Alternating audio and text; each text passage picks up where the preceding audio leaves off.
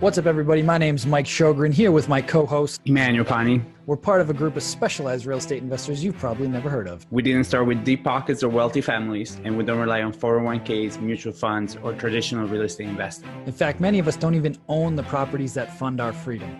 If you ask the money experts out there, they'd say what we do is impossible, yet it's happening every single day. It's happening through a new niche called short-term rentals.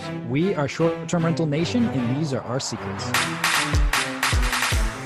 All right, what's going on, STR Nation? Welcome back to another episode of the Short-Term Rental Secrets podcast. I am your host, Mike Sjogren, here as always with my main man and brother from another mother, Mr. Emmanuel Pani. What's up, E? My brother, good to see you. I come from a super rainy South Florida right now. Over there. Yeah, like right. You're like enlightened from the head down. Yeah. So then I can show my cleavers for like Mark and Bill. I know there's a lot of guys out there that are excited. So I just have the light showing the goods. But no, man, life has been good. I love the summertime because it's just like after every rainstorm, it just feels so refreshing, and you actually don't hate yourself when you walk outside. But it's been good. Life is good, man. Just booked our trip to Italy, so we're excited. Nice. We're gonna wait until September, but we're probably gonna leave for all of September. Kind of my fault. I took too long to look at tickets, and it's not COVID times anymore, guys. Tickets are fucking expensive. Again, Yeah. like it's ridiculously expensive. So going in the off season, but we're excited. So hopefully, When are you guys leaving? September 2nd. And just Nice. stay all of September. Yeah. So we'll do my birthday over there. Kind of freaking out because I have a tradition that is I eat Mexican on my birthday, and I've started this tradition back in fucking college. So it's a good standing tradition. It was my first tradition that I started on my own. You know what I mean? Like I had a bunch of Mexican friends in college, so we started a Mexican dinner for my birthday. I don't know if I'm gonna find Mexican in Italy, so I might have to just travel with some taco seasoning with me and just make some tacos on the spot. Some tacos or pasta? Or make some Italian style tacos with some tomato mozzarella, and it's just a sandwich, but we call it a taco, you know. We'll figure it out, but it's good. You guys open at the Cove? You should be, right? We are. We're open and rocking. So May 25th, that's man. been going good. Yeah. Season. Yep. Yeah.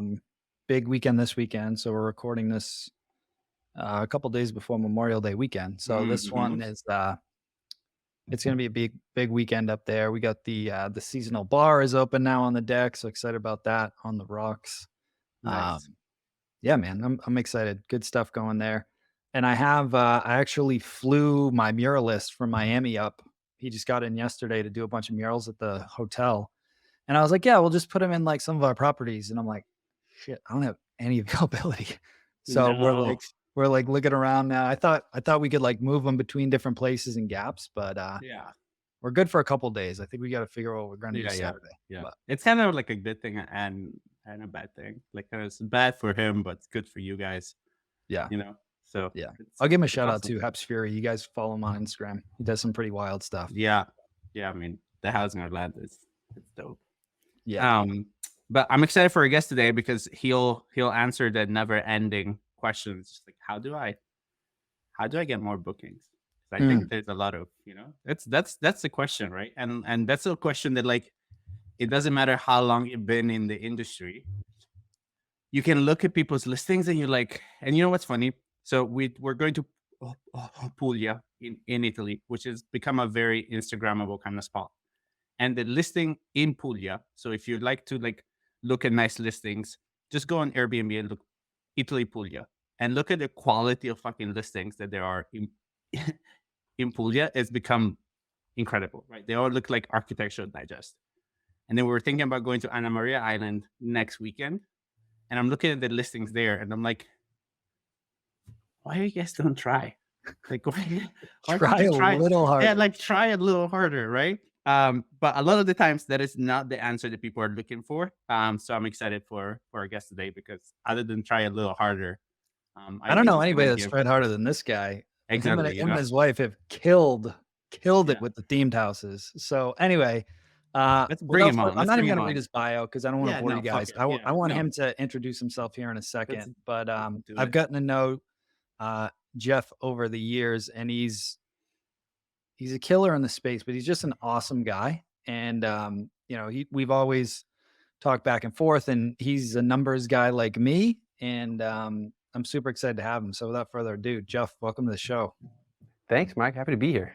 Yeah, man. So rather than me read your bio, I've never done this, by the way. I would love for you to give your kind of like elevator bio pitch here, and then we'll start with how you guys got into Loma Homes and everything else from the beginning. Yeah. Let's see. Where do I start? I was a corporate guy, looking to get out of my 8 to 5. Joined a tech startup. That was my last employment job. It was e-commerce analytics company. It was in the early stages of that.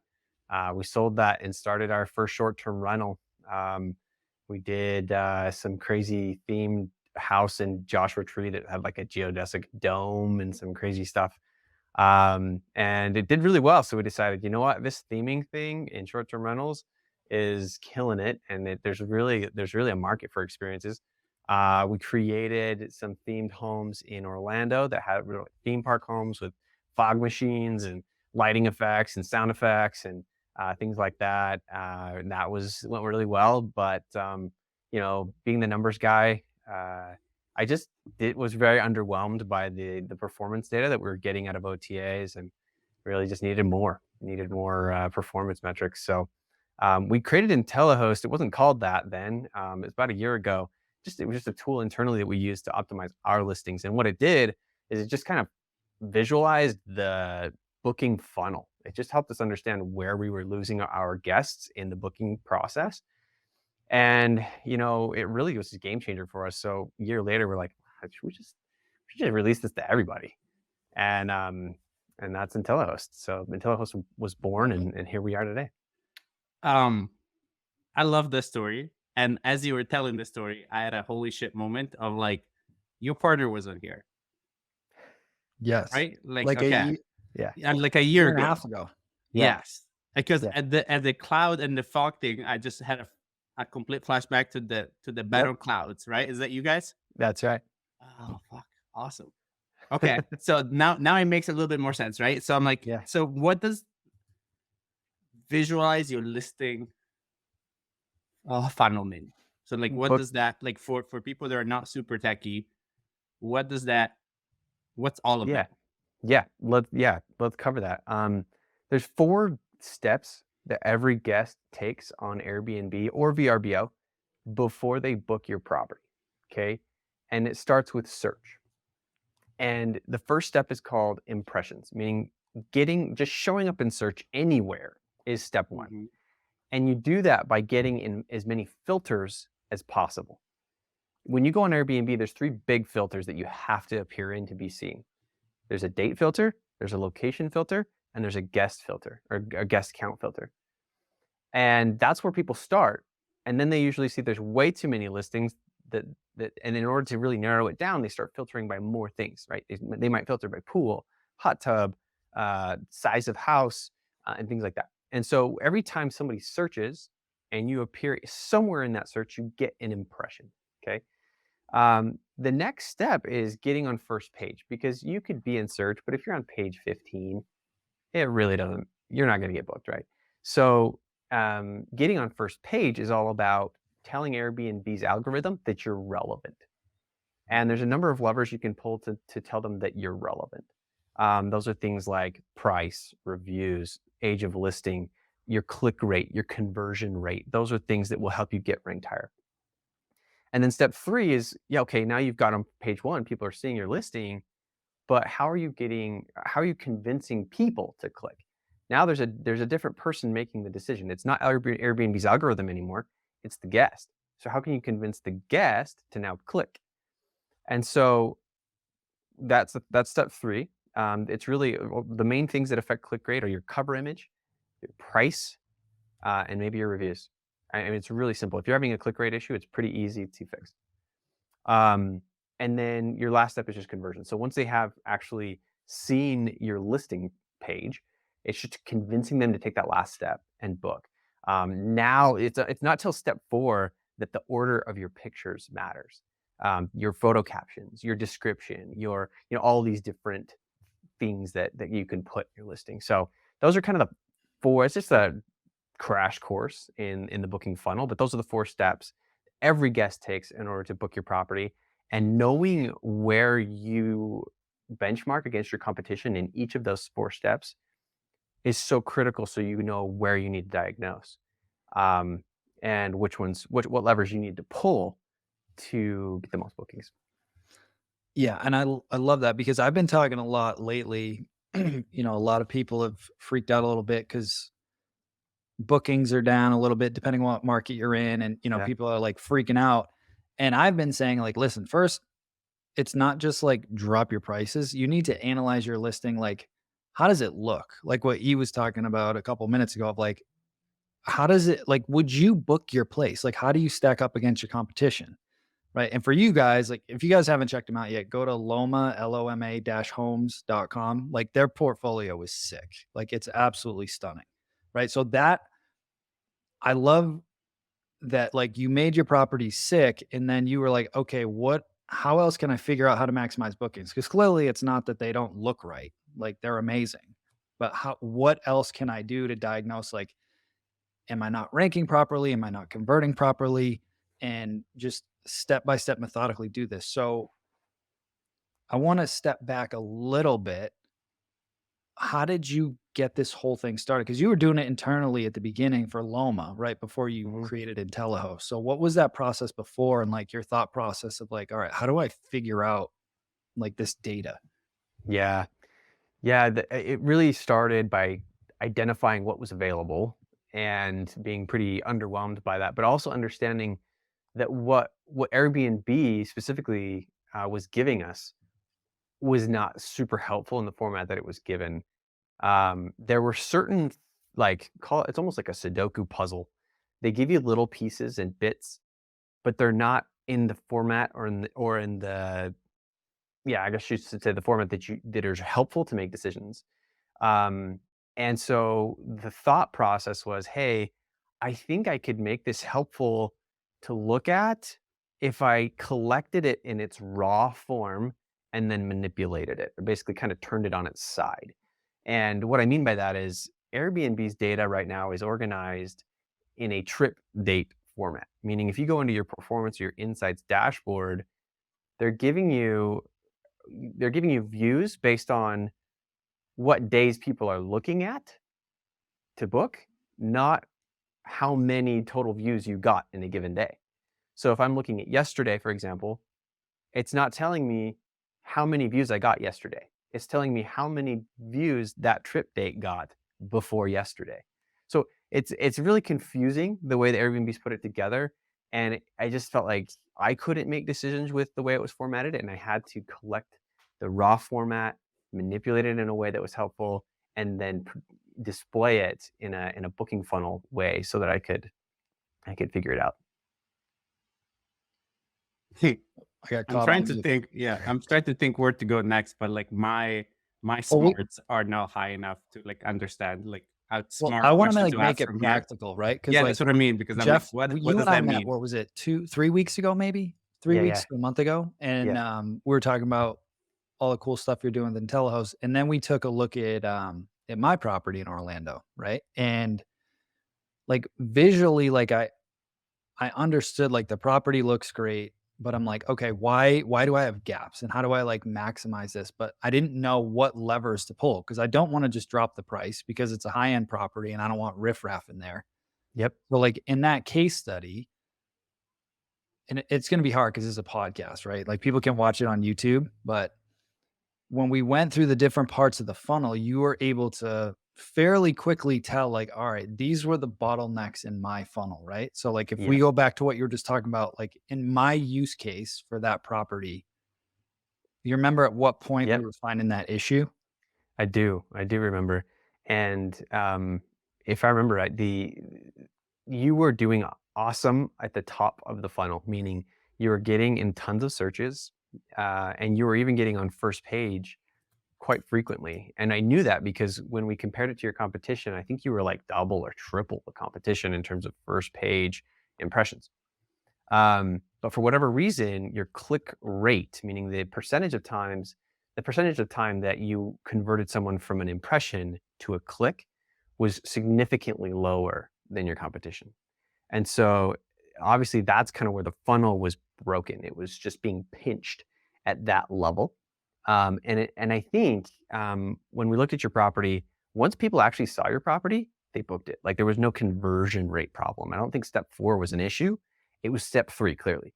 So really, it's just a matter of what do we need to do to open that up and get people to start clicking and then converting. And I think that's what we worked on. So I'm curious to hear how it worked out for you, though. I mean, I know we worked on. Yeah. Well, we were talking offline. I got 2 more bookings after I made a couple tweaks to it. For Excellent. around, I think, $12,000 between the 2 bookings. So Sick. it That's worked.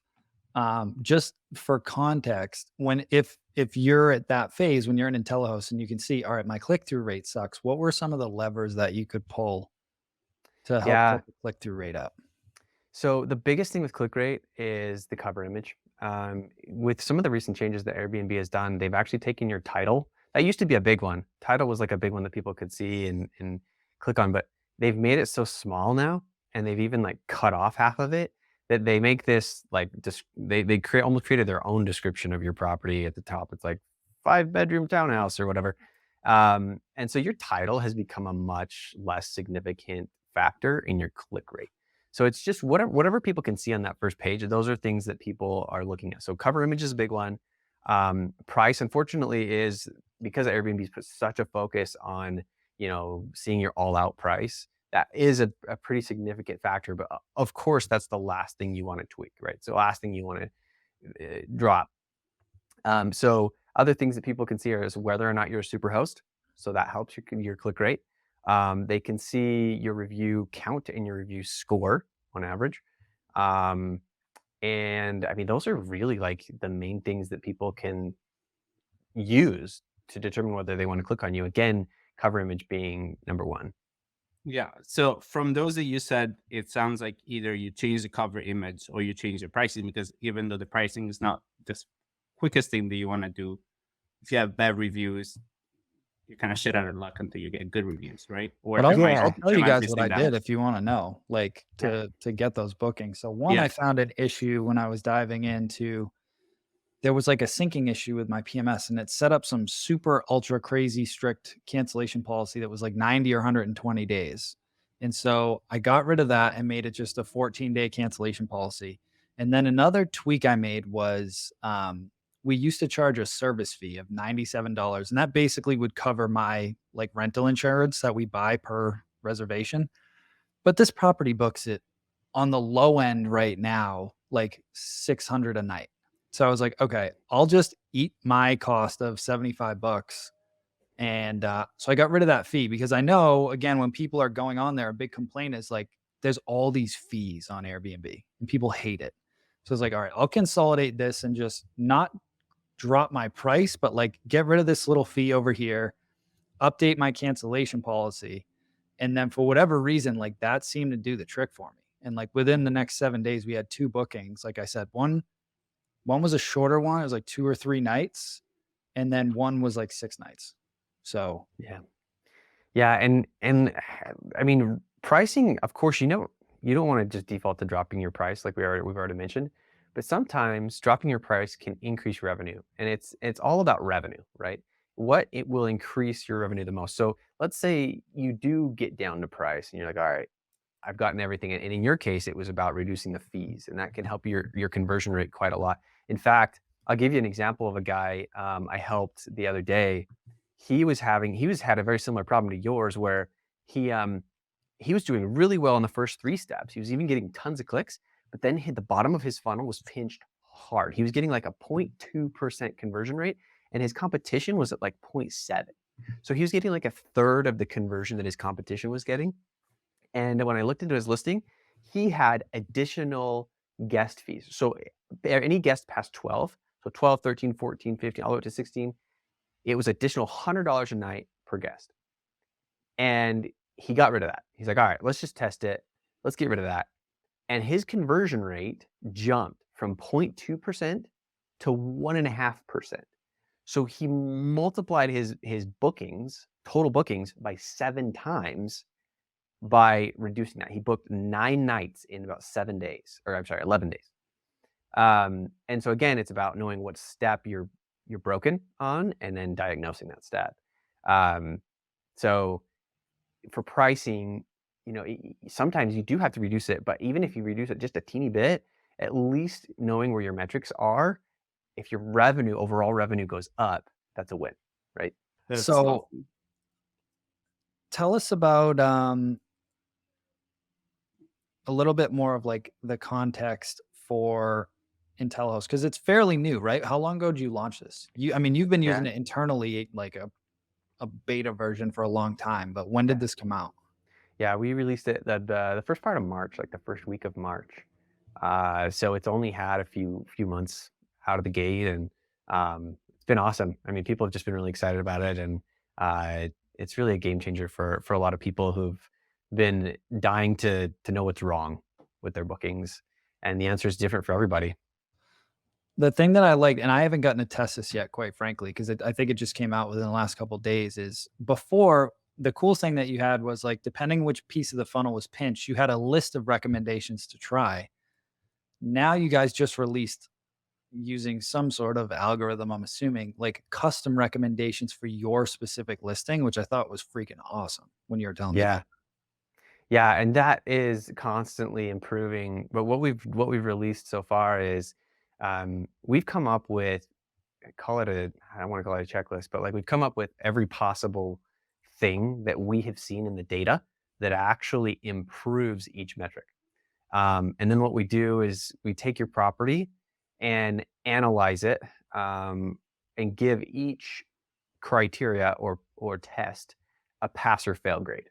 So if you're dying on first page impressions and that's where your funnel's being pinched, we'll have like 20 different things that we'll check and either give you a pass grade or a fail, and then you can see which things you're failing on and fix those.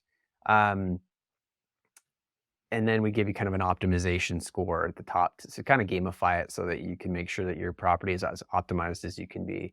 Like I said, it's always evolving because as we get more data, we're able to figure out exactly what's working, what's not, because there's so many myths out there, right? Like I don't know how many times you've heard that like tweaking your listing constantly and making tiny changes all the time will improve your search rank. That's crap. Like, that's total BS. And we know that because we've been able to detect every time somebody's making a change on their listing, we can pull over 5,000 data points and see what the impact on those tiny changes were. And it's almost zero. Statistically, like zero impact on the ranking. So we're able to change over time, Jeff. Like, does that change over time? Because like again, my smarts is very limited in this specific arena of life, right? But like, if everybody does the same thing, the algorithm in my mind will eventually catch on and then be like, okay, now this no longer does it, and that's why things keep changing. Or why does that happen? My guess is there's been some different guidance. Obviously we haven't been around long enough to know what changes have happened in the algorithm. All we know is what's working now. But I'd say that overall, I think people give too much. They look into it too. They look into the algorithm way too much because it's a black box. They assume it's very complicated, and in our experience, it's more simple than we realized. I think it's made up of like I would say the majority of your rank is made up of maybe 5 or 6 factors. And people think about like, for example, one of the myths we heard was that putting emojis in your title would hurt your ranking because it's against Airbnb's policy, right? And so we ran a bunch of tests. We pulled like 500 properties that had emojis and like a few thousand that didn't, and we compared them.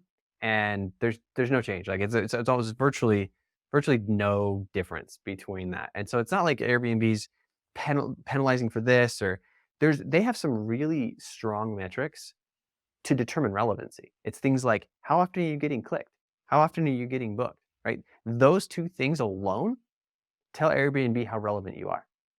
And beyond that, your quality of your listing, reviews and such, but then pricing, unfortunately, and I don't know if this is recent because of the changes then the high focus they made on price, but pricing is the fastest way to increase your rank. Like if you just drop your price 15%, in our case, we dropped one property 15% and increased our bookings by 5x, just because the ranking just like jumped. And so I just think we overcomplicate it and we overthink the algorithm. And there's not that many factors into it. So we're very human, like everything else. We overcomplicate things. We always assume that there's a bigger story behind it, whereas there's not such a bigger story beyond it. Is what it is. Jeff, I always love, because now to me, kind of like you're running two, or you're involved, at least I don't know how much in your involvement, the Loma side and the houses side is, but you're kind of running two simultaneously, different but kind of similar businesses. So like, what does your time look like now that you have this going on? So with Loma Homes, my primary responsibility was property management and a lot of data analysis, revenue management, that kind of thing. But with my focus on Intellihost, I've had to have my partners kind of step in and take more of the management side. We've recently outsourced some of the boots on the ground and property management tasks to a company that's local, so that I can kind of focus on this. So I would say 90% of my time now is just Intellihost and growing the business. And my partners are now focused on the real estate side. I want to touch on that real quick because I talk about this a lot in the mastermind. If you're newer and you're gaining traction and you've got your first couple properties, I see this a lot. It's like we get trained in the wrong thing. So it's like, oh, I tried this new Airbnb thing and it's working and I'm making money and I want to make more money. So I'm going to go start this other side hustle thing over here and then start this other side hustle thing over here. And I see it a lot. And it's like, it's cool and it's exciting because it's new. But I would love to hear from your perspective running multiple companies now. Like you said, Loma's not a brand new entity. And now that you guys have mastered it, SOP'd it, delegated it, now you can focus over here. But I would love to hear from your side of things is, do you think you would have launched Intellihost right at the beginning when you guys were building up Loma? No, I don't think that was the right timing for it. For me, it's really important to have a solid proof of concept of a business before you scale it. And we did that with Loma Homes. I mean, we bought the property in Joshua Tree, themed it out, and it was really just a test to see if that strategy would work. And I think any business you go into, you need to find the cheapest way to test that business. And if it fails, fine, celebrate it as a success, learn from it, and test something else. And I think any entrepreneur has to be good at testing and failing. And Loma Homes, we tested that. It started to work. And then once we got it big enough where we could afford to hire somebody to take it over and to do those things, then it made sense. But if we had tried to do all of it at once, I mean, the economics of a new business don't work early stage. The only way to make an entrepreneur or a startup work is by doing everything yourself at first. Well, if you're doing everything yourself in this business and in that business and in this business, there's not enough of you to go around. And so all of them fail. And so I think you got to stick with one, avoid the shiny, and just ignore the shiny objects for a while until you have a really good proof of concept, scale it, and then, move on to the next thing if that's what you want to do. But I think a lot of entrepreneurs, like myself included, I get shiny object syndrome, where you see this thing over here and you're like, I really want to, that's even better, and it's always the grass is greener. And especially in vacation rentals, you're going to get into this and realize, holy crap, guests really suck to work with and they're really entitled and they're really hard. And so if you start to feel that way and you've got all these other shiny objects in your view, you could really house yourself by trying to focus on something else at the same time. So I'd say, just focusing until you really know if the one you're working on is working before you move on to the next thing. I don't know if that's what you're looking for or not. No, I appreciate the Yeah. sidebar because Eve remembers years ago, I was doing 25 different things before I got into the short-term rentals. And then a friend of ours, Matty A, gave me some advice at a mastermind event. He was like, dude, you're a smart guy, but you're trying to do way too many things at once. Like pick one thing and go all in on it for the next 3 years and your whole life will change. That's And one I took thing that advice actually- and he was 100% right. Right. And now I do a few different things, but same thing. I had to get it to a certain scale where I could afford to bring on people to run the operations, and that allowed me the time freedom to focus on other things. Totally. Right. So I just want to point that out. Totally irrelevant to the Intellihost thing, but Yeah, I thought it was is and it isn't, right? Because it's kind of like the same thing. It's just like when you try to go through all the little things and you're not kind of looking at this main factor that actually influence how your ranking is, and you get lost doing all the bullshit that you think goes into it, then you'll get hurt, right? So it's all the same. Like again, like I don't mean to always bring it on the philosophical side of life, but like the human problems are really much a handful of problems that we just call and label and kind of dress in different ways. But once you boil them down, it's all the same shit, right? And it's funny to me because even on the call today with our boardroom, like when people are successful in a specific space, you still get shiny object syndrome, right? And so it's really becoming super diligent and being like, is this what I want? Yeah. Based on what I said I wanted when I felt grounded and I had a clear idea of where I was going, how I was getting there, versus whatever I'm going through right now that maybe I don't feel as good. And so I'm looking for an answer outside of my day-to-day grind and discipline that's going to feel momentarily exciting. But then once you boil it down, then you realize that too also has discipline and grind attached to it. You're going to be like, that's not as fun. Yeah. Hence the problem is not the fucking thing you're doing, is the discipline and the grind that you're trying to avoid, which is unavoidable, right? Yep. If you're looking for a So- good book on that, you can read Yeah. oh shoot, I just lost the name of it. There's a good book I just read. Grit. You got to read Grit. Great. Oh my God. From Angela's Duckworth. yes. Lovely book. Amazing book. Yes, I agree. So what do you guys see now in the next, you're a relatively new company. What are you, what's the goal for the next, let's say like 12 to 18 months? 12 to 18 months is scale. I think we finally have a product that people have been begging for, and so now it's about getting the word out. But we've got a lot of exciting things coming down the pipe. With the data that we're collecting, I've hinted at this with a lot of the myths that we're kind of busting, but the more data we get, the smarter we can be on these recommendations, and the more we want to really give a source of truth as far as what's working and what's not on Airbnb.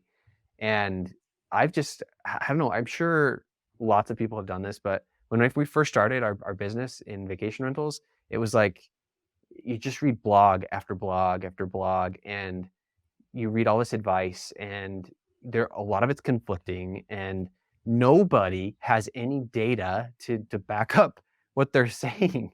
And if they do, it's like anecdotal. It's like, this worked for my listing. And it's like, well, it might have worked for your listing, but what if the season just went up? Like there's just so much. So for me, I'm very skeptical because I'm a data guy. And so when somebody tells me something works, I'm like, yeah, but like, was it a statistically Like how representative well sample? does it work? Yeah. Can we Yeah. repeat this? Yeah. Right. Is it replicable and repeatable? Yeah. Yeah. So I really want to know the truth. I want to know the truth of what works, what doesn't, and be able to back it up with data. And the more data we get, the more we'll be able to do that. So we really want to be an authoritative source in the industry for knowledge on this industry. I love that. And I think that's what's needed, because I think there's a lot of, I think your timing is so friggin' good right now. Like Yeah. to launch this right now. I mean, the timing it couldn't Yeah. be better, quite frankly. and your commitment to the quality of the data. Because I think this is a problem that we have overall in all, especially real estate. Like the real estate industry is an industry that is prone to misinformation, and it's prone to haphazard, Totally.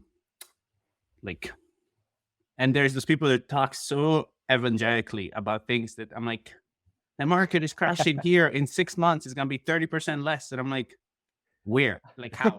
Yeah.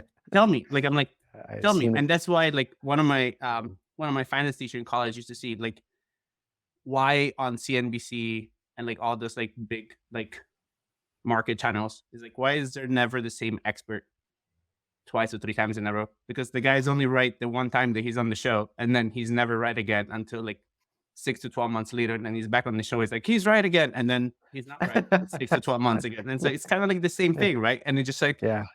again, especially for like the ones of us that are doing this to reach financial freedom and to make the money to replace your income to retire.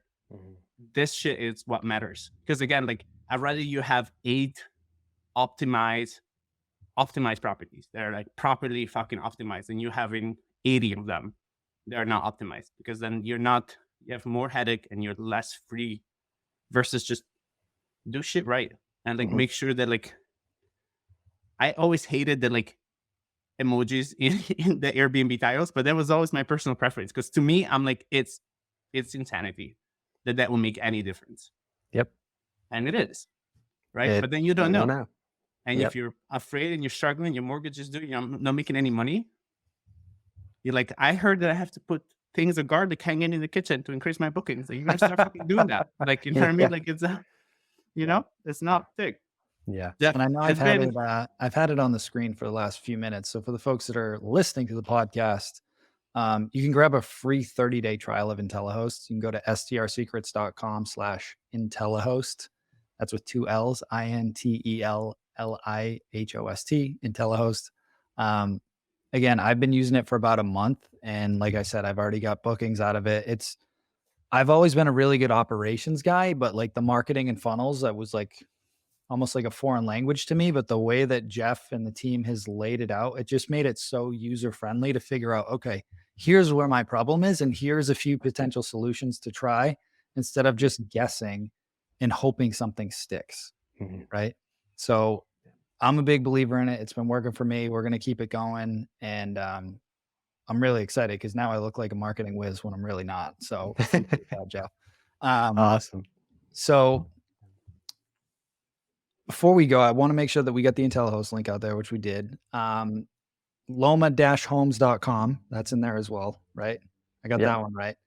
Guys, if you're even remotely considering going on a vacation somewhere where they are, go check out their properties. They're freaking amazing. Crazy properties. I still remember, it's been a year. One of my favorites ever. We've had a lot of people on the show, and I've seen a lot of properties. Like as soon as you started talking, you said clouds of something fog. Immediately, like that's one of those properties. There's a dragon that looks like it's breathing fire. It's got like a fog. It's amazing. I remember me just fucking sending that to people throughout. Like after we had you guys on the show the first time, I'm like, dude, look at this fucking house.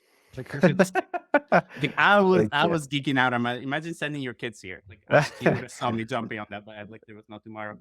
I wish I could take credit. Brindy's the mastermind behind our. No, yeah, we know. Hey, you do this. Yeah, you do this. Yeah, but we appreciate you for your sauce, because again, like the fact that you're even willing to share this with people, knowing what you guys do, because this could have been very much something that you guys keep to yourself, and you would have made a killing with, and you would have made you a shoulder above everybody else without people even understanding how. I recognize that and I appreciate it, because it takes a very particular kind of person to want it to share the goodies and do it so willingly for just the good of information and just fucking data, I guess, for you guys. Like that's for the good of data. For the good of data. Yeah, I mean, we always keep an abundance mindset. Market's big enough for everybody, right? I love that. Yeah. But 100%. again, not everybody does it. So I see you and I acknowledge that. Well, Jeff, the last question that we asked all of our guests, and I can't remember what Brindy's response was, but I'll be curious from you. What is your number one secret to success with short-term rentals? At the risk of repeating myself, it goes back to my favorite quote. And the quote goes like this. I'm trying to remember who said it. I should know if it's my favorite quote. But it says, "In God we trust, all others bring data."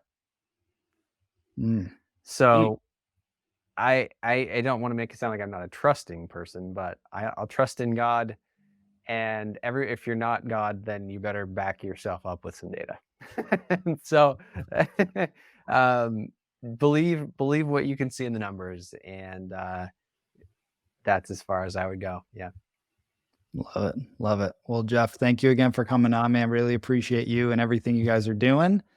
And for the listeners out there, again, make sure you go check out Intellihost. You can get a free 30-day trial. Just go to strsecrets.com/Intellihost and go optimize those listings and get more bookings. So that's it for this week, guys. Hope you have an amazing week. We'll talk to you soon. Ciao, guys. Hey, STR Nation, if you enjoyed this episode, please make sure to hit that subscribe button and leave us a review. And in the comments, let us know what topics you want us to cover on upcoming episodes, and we'll make sure to get that in the books for you. And if you really want to learn how to launch, automate, and scale your short-term rental business, if you want to go deeper, then check out our free masterclass at STR Secrets.